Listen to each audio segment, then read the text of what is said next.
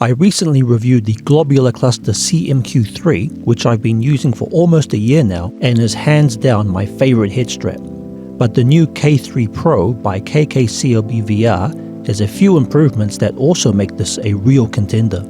I've also received a lot of comments recommending this model, so it's about time I checked it out.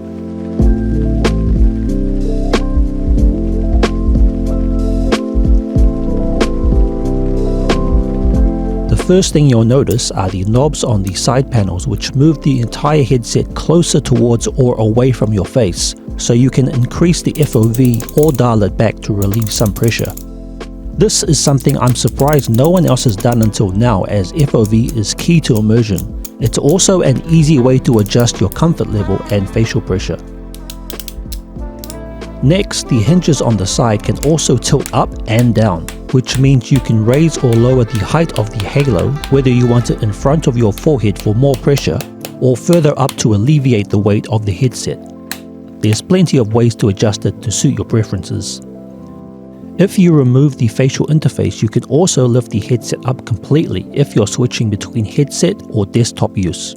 Or you can simply use it as a mixed reality head strap, as it will stay suspended in place as the hinges are very firm and require a lot of pressure to adjust.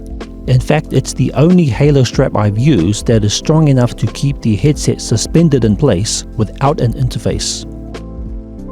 It also comes with a 10,000 mAh magnetic battery, which is easy to add and remove while in VR without having to look. The battery also provides a counterweight which shifts the center of gravity towards the middle to compensate for the heavy front end of the Quest 3. If you're sitting still for long periods, such as when watching a movie, you'll really notice this, as it takes some pressure off your face. However, it also depends on how you position the halo pad, whether it's higher up on your forehead or lower towards the front of your face. My only gripe is that the halo pad is slightly smaller than the globular cluster Q3, which has the largest pad I've seen yet, but it's still a very adequate size.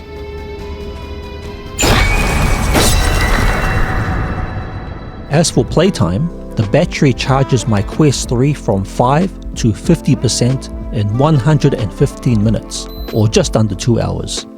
And with the remaining 50%, I'm left with roughly another 1.5 hours of playtime. So in total, the Q3pro battery adds about 3.5 hours of playtime, which is higher than usual.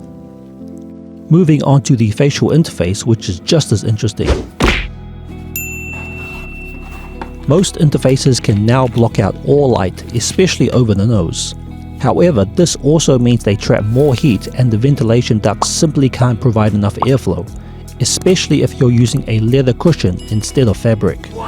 Fortunately, the Q3 has a fan that blows air into the facial interface, which may seem small but actually makes a big difference for those more active VR sessions.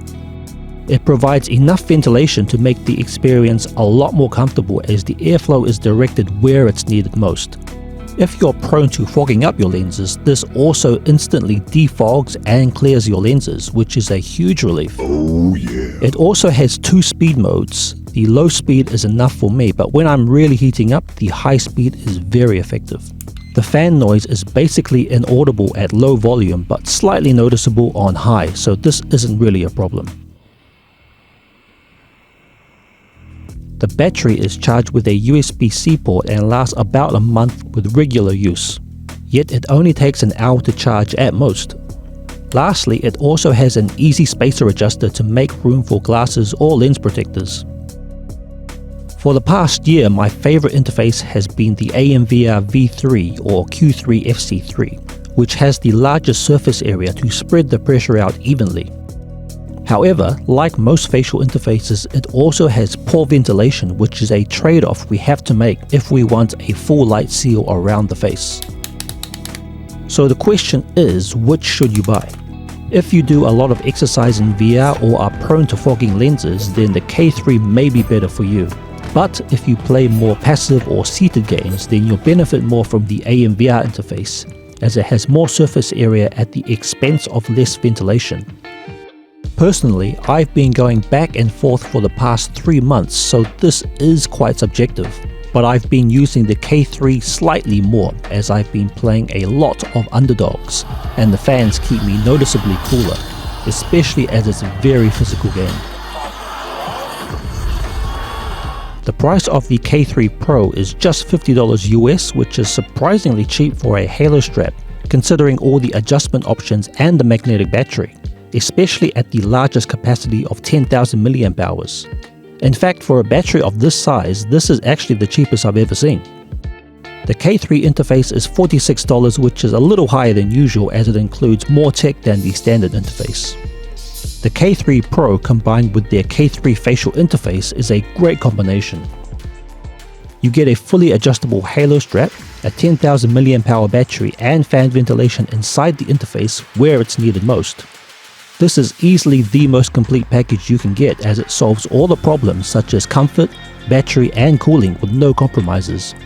It's very surprising this brand gets almost no recognition when no one else has provided such an adjustable and complete solution. For me, the Q3pro Halo strap is an easy recommendation, while the K3 interface is more suitable for active players. I've left all store links in the description. In other news, you can now get 10% off all MetaQuest games anytime with my code VRCT. No need to click on any dodgy links, just enter the code and you've got a discount for life. If you found this helpful, feel free to leave a like and let me know your thoughts. I'll also be comparing multiple Halo straps in an in-depth head-to-head soon, so be sure to subscribe for that, and I'll see you in the next one.